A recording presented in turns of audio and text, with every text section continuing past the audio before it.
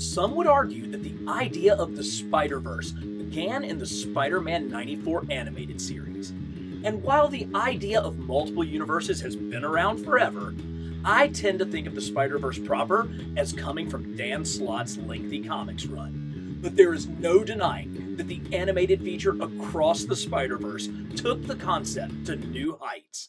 With the complete history of the Spider-Verse in mind, let's take this empty shelf and fill it with some of the greatest Spidey action figures to create the ultimate Spider-Verse display. Hey y'all, welcome back to Carbon Scoring, the best place for comics, history, and action figures. I've been updating my secret lounge, my action figure display room, shelf by shelf, and sharing the progress with you guys as I go.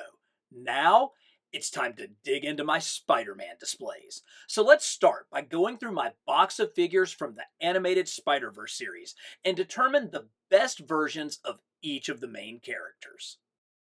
So first off, we got to pick a Miles to go in our display, and we actually have multiple choices from across both movies thus far. Now, I really do like the idea of Miles kind of in his combination street clothes. We have this one from SH Figuarts, which normally the imports kind of win these battles, you know, with the soft goods and everything.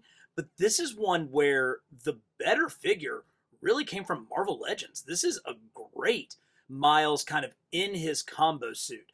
I like it, but we're going for much more of an action display, so I kind of want to see Miles in his costume. So I've got three examples here from the very first movie with the first costume that he wore. This is like kind of just a almost 5 POA kids toy. It's obviously not going to be this one. The first Marvel Legends actually really kind of just borrowed from their previous like smaller teen body, so it didn't really fit. They just kind of copped out a little bit and kind of used that, whereas Sentinel gave us a dedicated, really thin, very accurate Miles sculpt, and this figure can get into some super great poses, so we're going to hang on to that. Sentinel did give us the option of his clear variant, and you know, maybe this thing makes its way sort of in the back of the display. We'll see.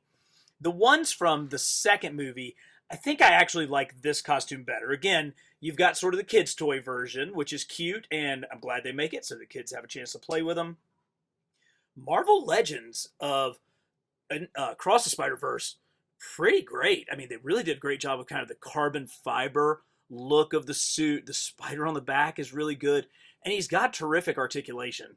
But the import figure, it just is better. You know, I love kind of the pearlescent look of his eyes. The paintwork is a little bit tighter. We get even more hands, and of course you can get him into those super awesome poses. So it kind of comes down to the slightly younger Miles from the first movie versus the just a little bit bigger Miles from the second movie. I think I'm going this one for our display.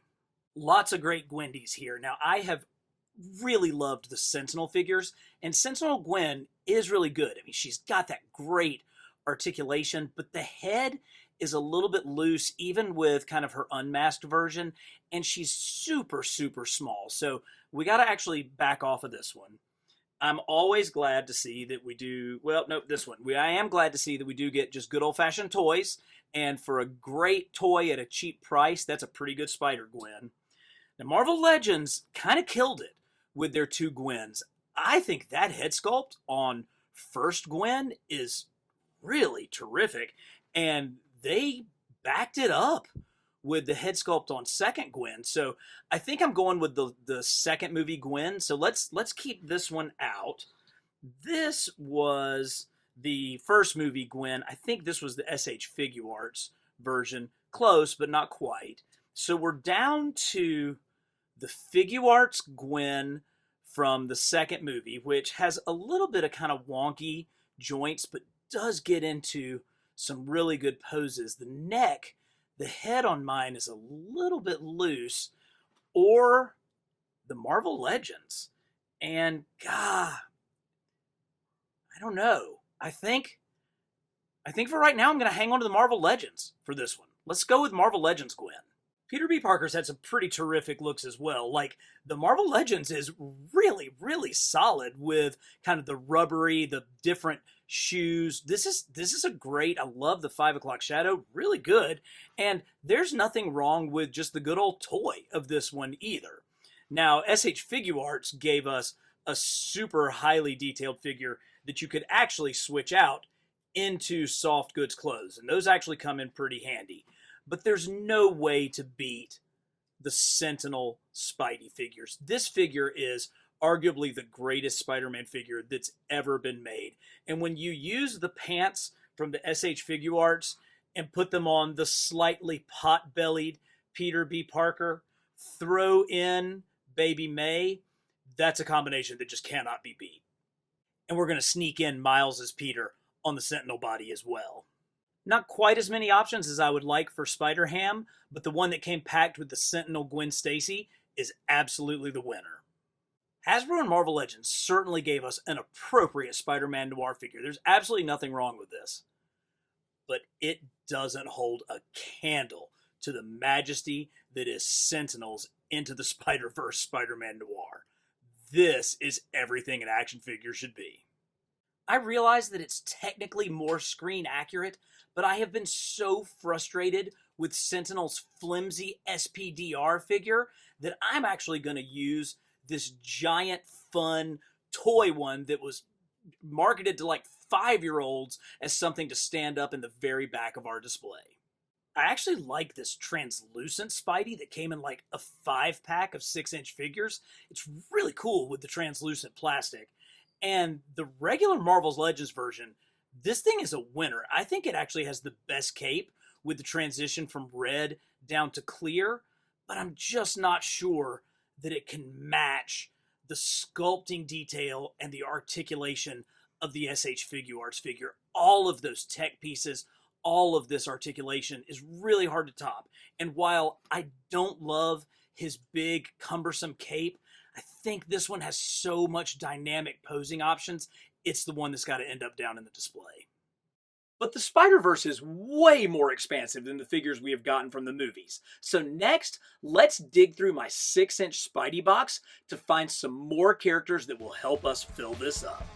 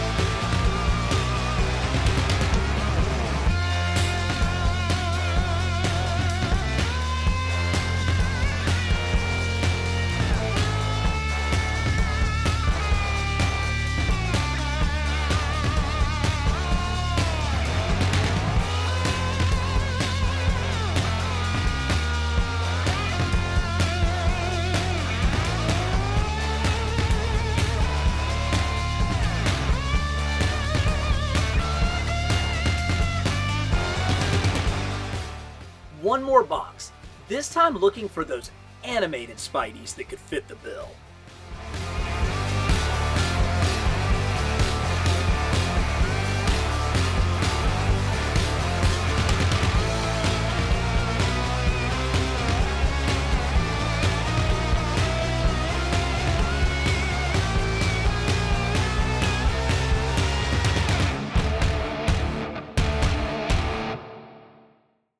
We've gone through all the boxes. Let's head back down to the secret lounge and see if there's some guys who would be better suited on the Spider-Verse shelf.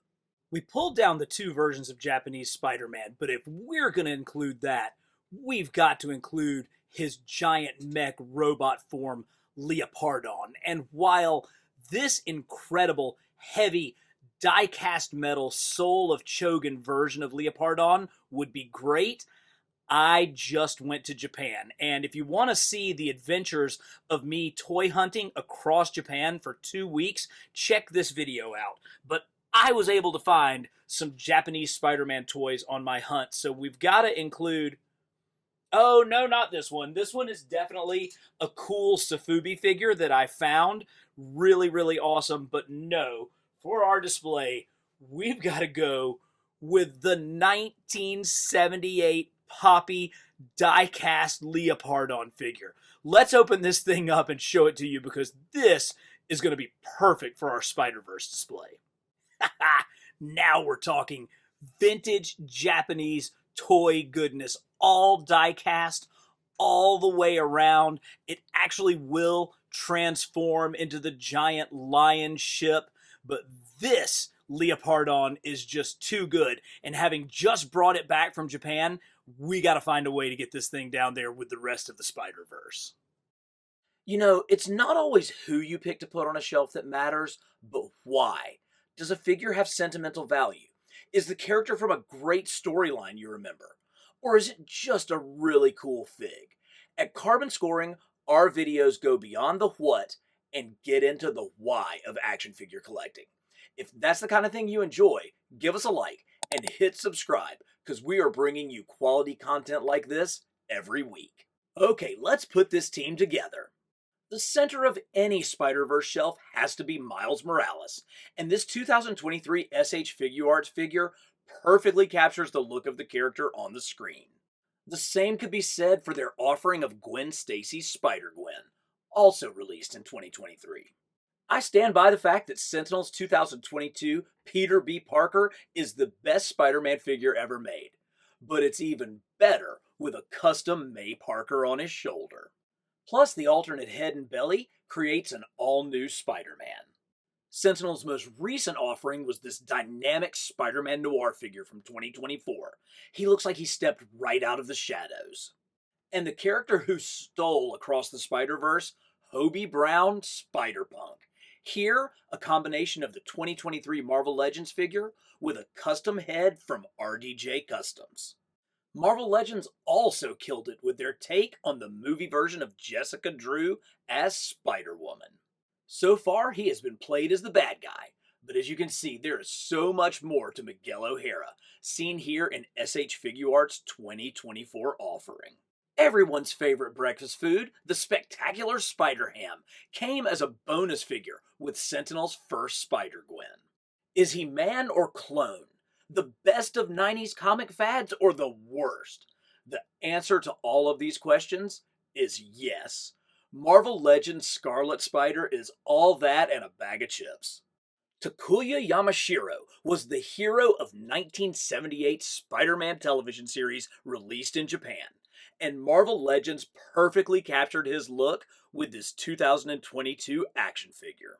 And as I said, my recent toy hunting in Japan led me to find this vintage 1978 Leopardon from the TV show as well, released in Japan by Poppy. Spidey appeared on American TV sets in the 1970s as well, portrayed by actor Nicholas Hammond. I hand-painted this custom-sculpted Spidey from the 1977 CBS movie. Spidey's small-screen adventures only lasted one season on MTV's animated series in 2003, but Toy Biz did produce this stunning figure from the show. The 94 animated series, however, was his longest running, and in honor of that, Hasbro gave us this cel-shaded version as a Walmart exclusive in 2022. But my favorite Spidey cartoon was the Gone Too Soon Spectacular Spider-Man, represented here with his superposable figure from 2008. The comics have provided us numerous entries into the Spider-Verse, such as this cyborg Spider-Man from Eric Larson's run on the book, made into plastic as a Target exclusive in 2022. Or how about Spider UK, who entered comics continuity in 2014's original Spider-Verse storyline, then found his way onto store shelves in 2017's Sandman Build-A-Figure wave. The House of M event in 2005 saw Peter's every dream come true, only for it all to come crashing down. But that didn't stop Hasbro from releasing this figure in 2017's SPDR wave. Webman functions as a bizarro Spider-Man, with his only appearance in Spidey Super Stories issue 25 leading to this retro cardback release in 2021. The Webhead gained the Unipower, becoming Captain Universe in issue 329 of Amazing Spider-Man in December of 1989. 28 years later, he was captured in plastic in the Vulture Build-A-Figure wave. Sony has created a Spider-Verse of their own with their series of games for the PlayStation, and Hasbro's Gamerverse series brought Spidey to life in 2023 with this Spider-Man 2 figure. Penny Parker's giant mech from Into the Spider-Verse was made as a 10-inch figure in Hasbro's Kids line. And while I didn't like Sentinel's robot, their Penny was spot on. And finally, we still don't know much about the story behind Cyborg Spider-Woman. Perhaps we'll find out more in Beyond the Spider-Verse. But until then, this behemoth hunk of plastic will have to do. Alright, we've got our figures. Let's take them down to the secret lounge and set them up. In order to get the depth, height, and action I want from this display, we're going to use these fantastic flight stands from my friends at Iron Wing Collectibles. Each set comes with 4 connecting bases and multiple sizes of fully posable stands that fit right into the base for unlimited customization. I have a link in the description, or you can just go here to get your own set. But to create an even more dynamic display, I'll also be using these clear acrylic risers from CuteBox. I have these risers on almost all of my shelves, and if you want to pick some up, I have a link in the description for these as well.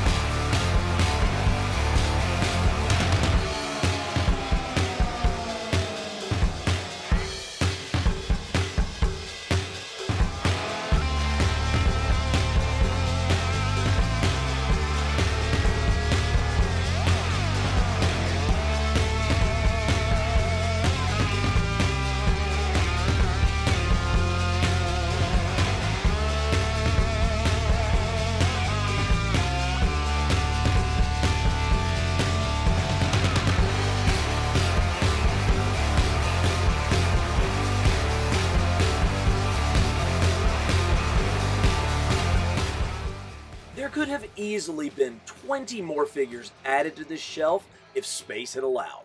Who would you have included that I left out? And what shelf do you want to see me tackle next?